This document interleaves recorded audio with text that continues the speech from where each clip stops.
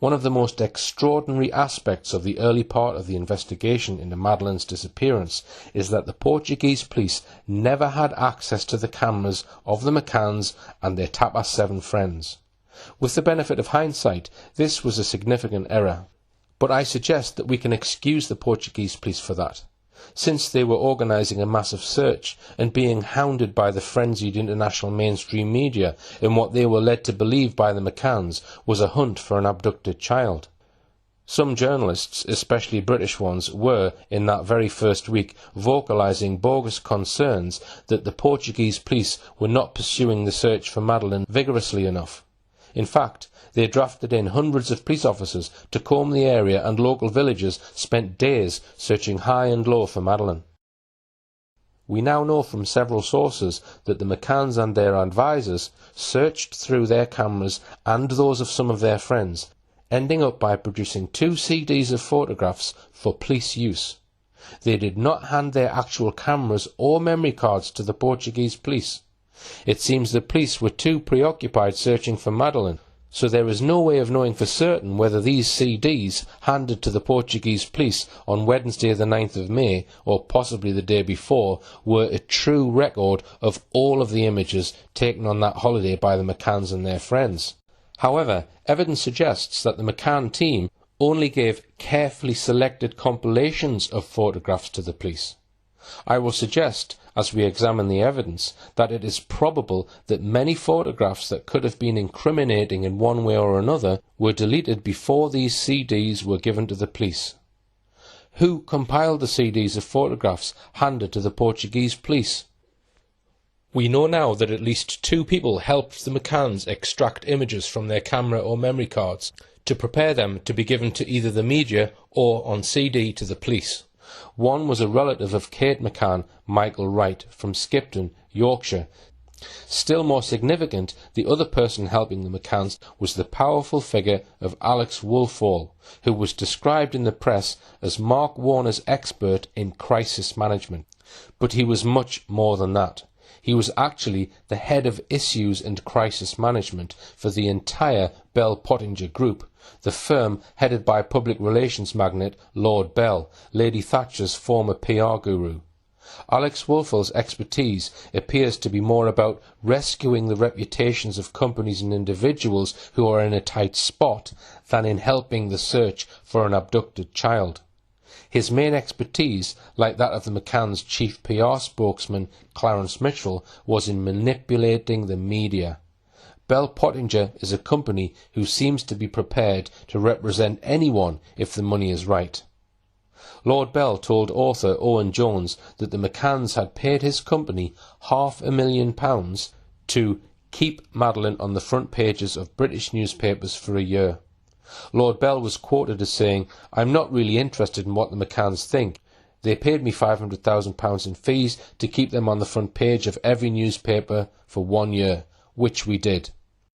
Now the first question we might ask is, why was it necessary for 2 people, let alone 1, to help the McCanns prepare images for the police and the media, when the focus, after all, was on finding Madeleine? If the police really wanted photographs, why not just hand over their memory cards to the police? There is a Portuguese police statement dated Wednesday the 9th of May, 6 days after Madeleine was reported missing, confirming that Jerry McCann had handed in to the Portuguese police at Portimao 2 CDs of photographs, one produced by him and one by his Yorkshire in-law, Michael Wright. Yet, on the very same day, a junior Hampshire police officer, Detective Constable Stuart William Martin, was examining 2 camera memory cards from an Olympus C50 camera, apparently containing valuable photographs from that week at Praia de Luz. A great mystery surrounds these 2 memory cards, which so far I've not been able to get to the bottom of. In fact, the police that day received these 2 memory cards and some video footage. These 3 exhibits were all labelled NALF, which are the initials of Hampshire resident Nigel Foster, who was on holiday with the McCanns that week in Praia de Luz. Nigel Foster is mentioned, though not by name, in Kate McCann's book, Madeleine. Let's have a look at what she says about him. This incident is said to have taken place on the same day Madeleine was reported missing. After my tennis lesson, I hung around the grassy play area, watching Jerry on the court and chatting to Russell O'Brien, who I'd found there. Another guest appeared with a video camera to record his 3-year-old daughter playing mini tennis. He looked a little embarrassed and laughingly remarked to us that filming in this way made him feel like a dirty old man. It led to a conversation between the three of us about paedophiles. I remember Russell talking about how everything had got a bit out of hand, that these days people were so untrusting you hardly dared speak to children you didn't know. What he was effectively saying was that the world had become paranoid, that he wanted his daughters to grow up with confidence and a sense of freedom. The other dad, Nigel Foster, and I chipped in with our views. I mentioned not being allowed to take photographs of your own kids in swimming pools any longer, and we agreed that it was a shame things had come to this. It was just 5 days after this, Tuesday the 8th of May, that Nigel Foster took it upon himself to contact Leicestershire Police and offer his photographs from the holiday to the police. Things moved on rapidly. He was told to contact Hampshire Police. He did so, handing in not only his video footage from Pride of Luz, but also, apparently, 2 memory cards from an Olympus camera. From there, the police delivered these items to DC Martin's house that evening, and the following day DC Martin had these taken into his place of work, which was the Hampshire Police High-Tech Unit at Netley, Hampshire, one of the foremost high-tech units in the country. Here is his statement.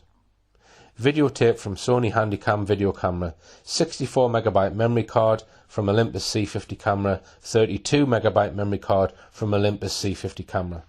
The package contained an Olympus C50 camera and a memory card holder which contained 1 card in the camera and 1 card in the memory card holder. I imaged NALF-2 using guidance software, computer forensic software called Encase version 5. I imaged NALF-3 using guidance software, computer forensic software called Encase version 5. I located 43 pictures in the live area of the 2 cards. Using my forensic software, I was able to locate 73 picture files in the unallocated clusters which had been deleted and were no longer accessible to the camera user. I produced a report. I produced a compact disc SWM301944 containing the pictures and a report SWM3019-45. I have also copied the pictures and the folders they appear on the cards to the disc. On the face of it, the Olympus camera and the 2 memory cards would appear to belong to Nigel Foster, along with the video footage. To give it its full description, it was an Olympus Camedia C50 5-megapixel digital camera, W/3x optical zoom electronics. One reviewer pointed out one of its distinct advantages, writing, "On the positive side, pictures are fantastic. I take this camera with me everywhere and barely have to make any adjustments for my picture taking. Also, the camera allows you to rotate the pictures and crop within the camera itself. It's great to have that capability before downloading to your computer, such a time saver." But a great deal of speculation surrounds this camera and the 2 memory cards. For example, this black and white photograph shows the majority of the Tapas 7 group of friends enjoying tea time together at the Paraiso Beach restaurant in Praia de Luz between 5:30 p.m. and 6 p.m. on the day Madeleine was reported missing. A Madeleine McCann researcher has been able to identify 5 of them. The person most likely to have taken this photo is Fiona Payne, husband of Dr. David Payne, who is known to be a keen photographer and is not in the shot. The photograph closely matches an image captured on CCTV by the restaurant owner at exactly 10 minutes to 6 that afternoon. Photographs like this one could be very valuable from an evidential point of view. So what other photographs were taken on that camera that day or that week? As I'll show in a moment, we don't know what has become of all the other photos that were no doubt taken by Fiona and David Payne and by the other members of the Tapas 7 that week. So, why were the 2 sets of photographs being analysed by 2 separate police forces? Let me look in a bit more detail at what happened to the video footage on Nigel Foster's camera.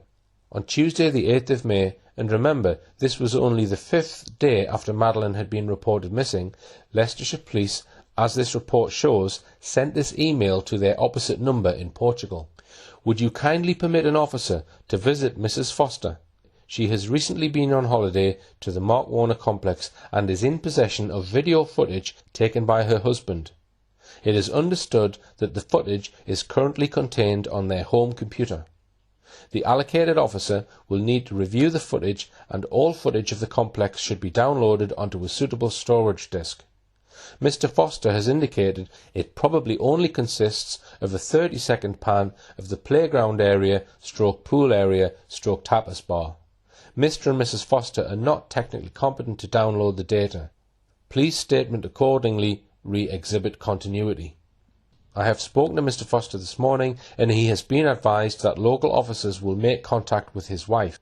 If possible, please send a copy to me for initial viewing in the incident room.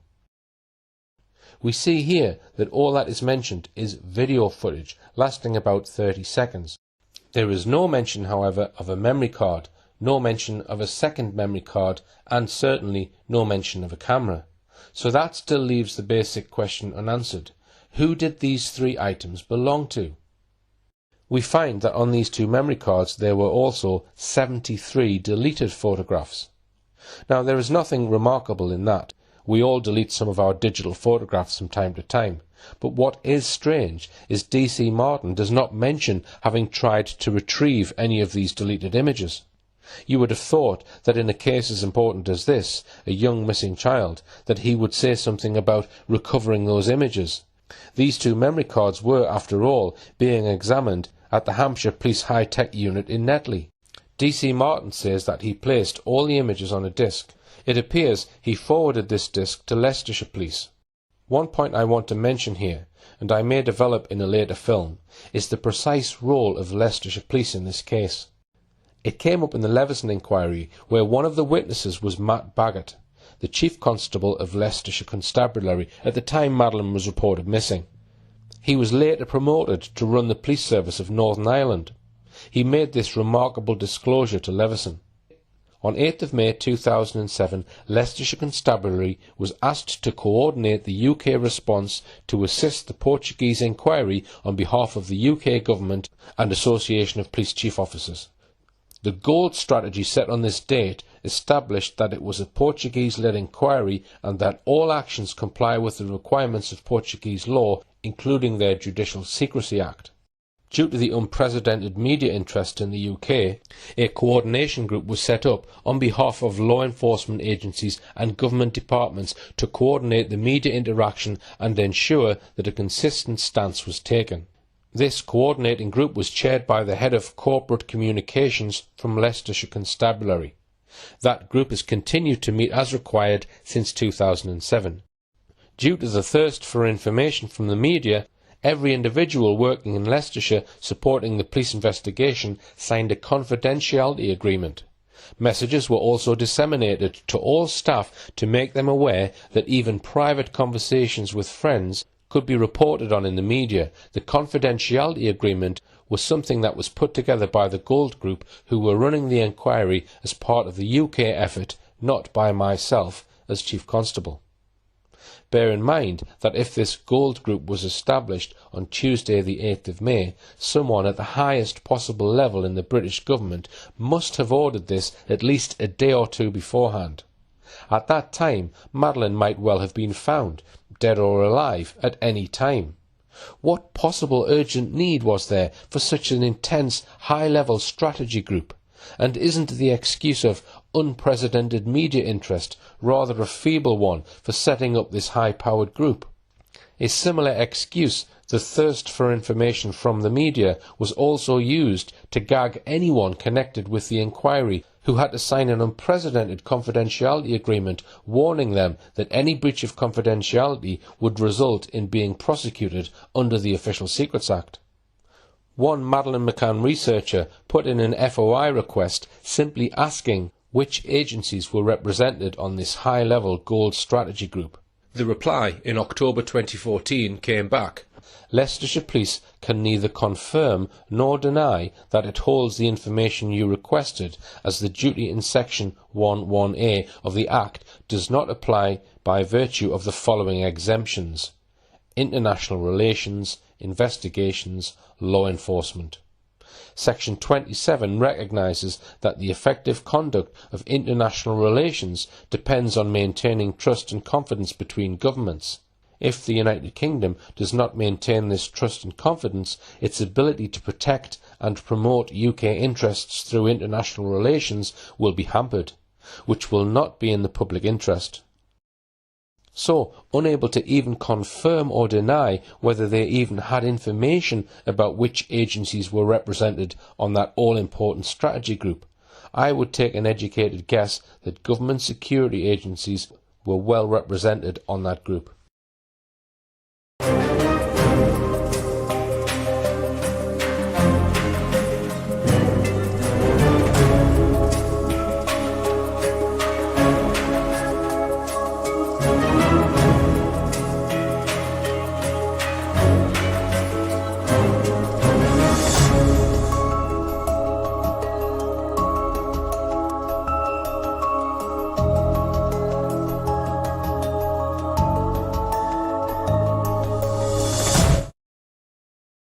But to return to the matter of what happened to the disc of photographs that D.C. Martin compiled. In the Portuguese police files, we find this short report from Inspector Ricardo Paiva. I can confirm that photographs from a CD provided by Leicestershire Police were visualised and analysed. These referred to photographs taken by the Foster's family during their holiday at the Ocean Club between the 28th of April and the 5th of May 2007. Upon analysing these photos, the result was that there was at least one photograph where some of the individuals making up the group of friends of the McCann's couple were visualised, nothing relevant being found for the investigation. So, after the effort of examining 2 memory cards, whosoever they really belonged to, and a short video clip of 30 seconds, all that they had was one photo with some of the Tapper 7 on it. But perhaps what is of more interest is what was happening to some other photographs down in Portugal. On the very same day that D.C. Martin was downloading digital photographs from 2 memory cards from the Olympus, Jerry McCann likewise was handing in 2 computer discs of photographs to the Portuguese police in Portimao. And these images, apparently 113 images and dozens of duplicates, we can see in the Portuguese police files. And they are mostly or all from the holiday. The trouble is the Portuguese police were not handed any original memory cards. It appears just images scanned into PDF format and then put onto a couple of CDs. Nearly all of the images appear in the files as grainy, poor quality black and white images. Colour photographs taken by the Portuguese police which appear in the police files are reasonably clear, so why do the images provided on a CD by Jerry McCann look like this? A volunteer Portuguese translator known as Album has analysed these black and white images and made these introductory comments on them. He says there are 97 pages of images, mostly black and white silhouettes, many duplicates. Almost all of the black and white images do not readily permit identification of the individual. They were created for the PDF using what is known as black and white scanning and printing. Just 3 of the images were produced in both black and white and in colour, namely the 3 playground photographs that we have already seen. It seems odd that just these 3 pictures have been made available in colour. Why couldn't Jerry McCann have made them all available in colour? But the lack of colour is not the only problem in making use of these photographs. There is no information about which camera or cameras they came from. A Portuguese police officer, Ricardo Paiva, simply states the following. On this date, Tuesday the 9th of May, I state that the photographs contained on the 2 CDs delivered to this police force by Gerald McCann and Michael Wright have been visualised and analysed. Some of them are from the holiday period that the McCann family spent at the Ocean Club in Praia de Luz, beginning on the 28th of April 2007.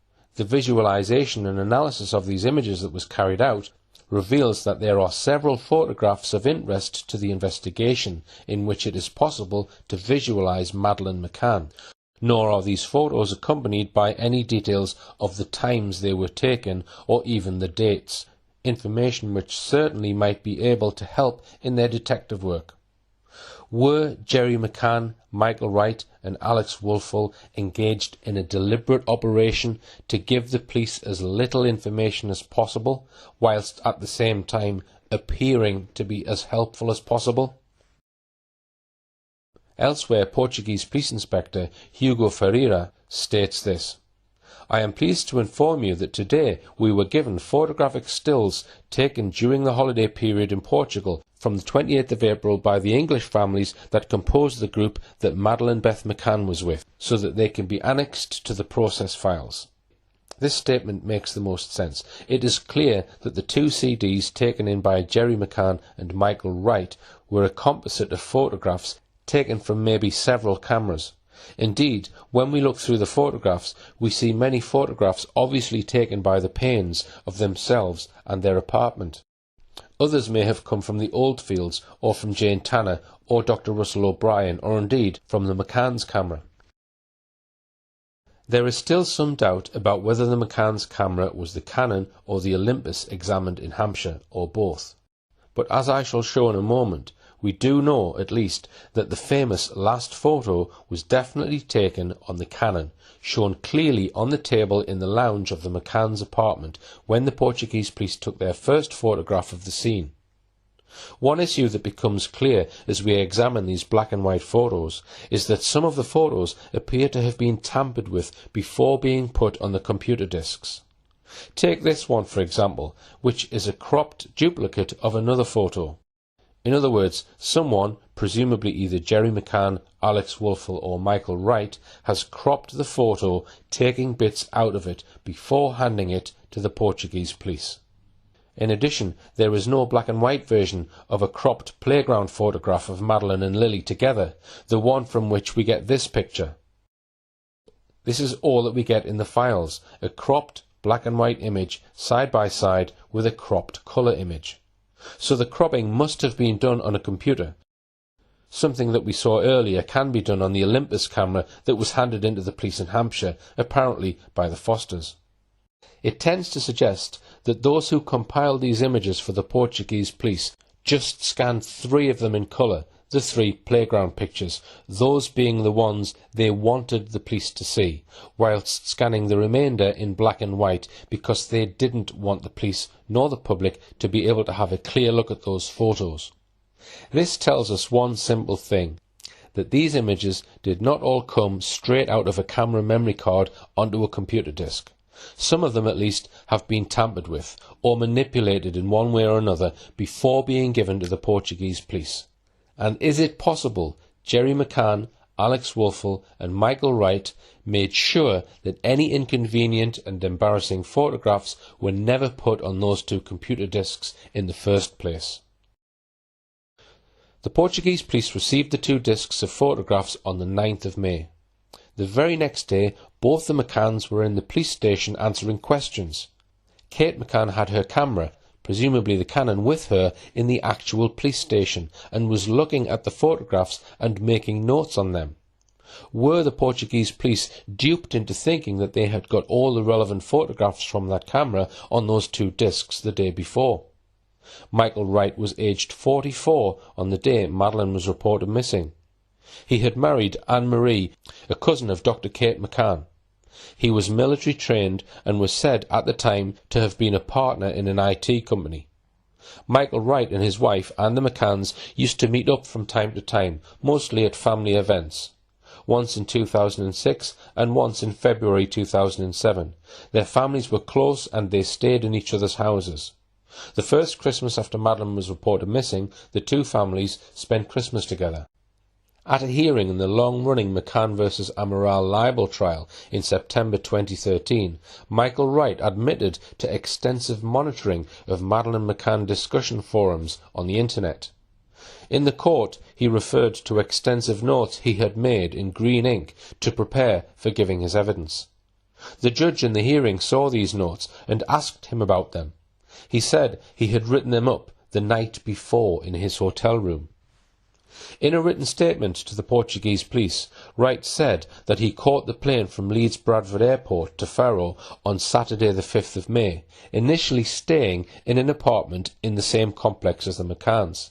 He says he returned 6 days later on Friday the 11th of May for a weekend with my family.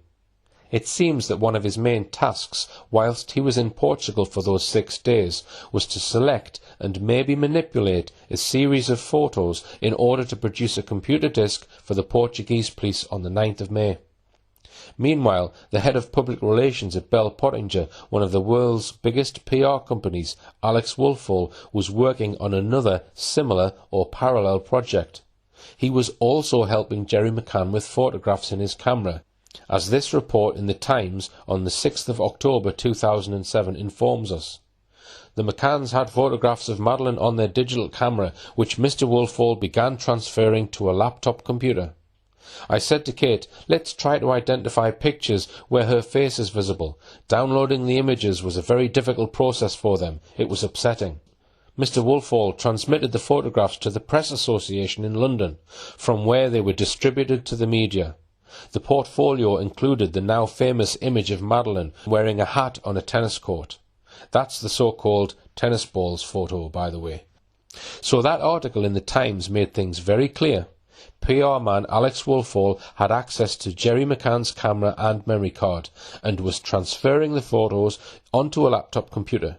And of course, if he was transferring them, he could at the same time have been deleting, amending or cropping some of them. So, exactly when was Alex Woolfall transferring these photographs from the McCann's camera to the computer? He maintained that he flew there on Saturday the 5th of May, but in fact the flight records show that he travelled there on Friday the 4th of May, the very day after Madeleine was reported missing. Why did he have to be there the very next day? A senior member of one of the world's most prestigious PR companies. Madeleine could even have been found during this flight to Portugal. Why did he rush over there? What was his mission exactly? Why did the top man have to go? Why couldn't one of the more junior staff fly out there? And how exactly could any public relations officer search for Madeleine? The Times article told us he was transmitting photographs to the Press Association, and we now know that one of the first photographs he transmitted on Saturday the 5th of May, according to the data, was the controversial tennis balls photo that we looked at earlier. It seems clear also that Woolfall was behind the sending of this photo to the Press Association on Friday the 4th of May as well. That was certainly quick work if he had only just arrived there that day. And it was this very iconic photograph of Madeleine that appeared on the front cover of Kate McCann's book Madeleine 4 years later. It would mean that Woolfall was not only in Praia de Luz on the day after Madeleine was reported missing, but before the day was out, he had met the McCanns, got their camera, and was already sending images from that camera to the Daily Mirror that day. Madeleine in the red dress, and to the Press Association the next day, the tennis balls photo. But here's a strange fact that was picked up by a sharp-eyed poster on the Complete Mystery of Madeleine McCann forum. No one else seems to have picked it up. Here's a new report that appeared in the magazine PR Week, the public relations rag for the public relations officers. This article appeared on the 9th of May issue of PR Week. The head of risk and crisis management of one of the world's biggest PR firms, Alex Woolfall, had been dispatched to Portugal, so this was clearly a significant news item for the journal. But look at the two lines underlined in red. Mark Warner brought in Resonate on a generic brief a week before 3-year-old Madeleine was kidnapped. Now this is very odd. Resonate is simply a subsidiary of Bell Pottinger. There is no explanation at all of why they were sent the week before. What public relations need did Mark Warner have in Praia de Luz the week before Madeleine and her family were there? None that I am aware of or can even think of. And then at the end of the PR Week report we read this. After Madeleine was kidnapped, Managing Director Michael Froelich referred the firm to his parent company's crisis specialist Alex Woolfall. Frolic and Resonate director Tricia Moon are helping liaise with the British consul in Portugal, the Portuguese police and the Portuguese and UK media. This seems like an astonishing coincidence. Handily available to the powers that be at the very moment Madeleine was allegedly kidnapped were no less than Michael Frolic and Tricia Moon, the managing director and director respectively of Resonate, a subsidiary of probably the UK's #1 public relations firm. And already Resonate was liaising with the British consul. It was the British ambassador and consular staff who dramatically and successfully intervened when the Portuguese police, 2 days after Madeleine's reported disappearance, wanted to seize some of the McCann's clothing. After this intervention, the McCanns washed their clothes, thus preventing the police from subjecting them to forensic analysis. I am going to suggest that there is evidence pointing to Madeleine having died on the Sunday that week. Is it possible that the bosses of Bell Pottinger sent the managing director and director of their subsidiary company Resonate on ahead, as it were, to make some initial inquiries and undertake an early assessment of the situation in advance of their big guns jetting to Praia da Luz on the day after Madeleine was reported missing?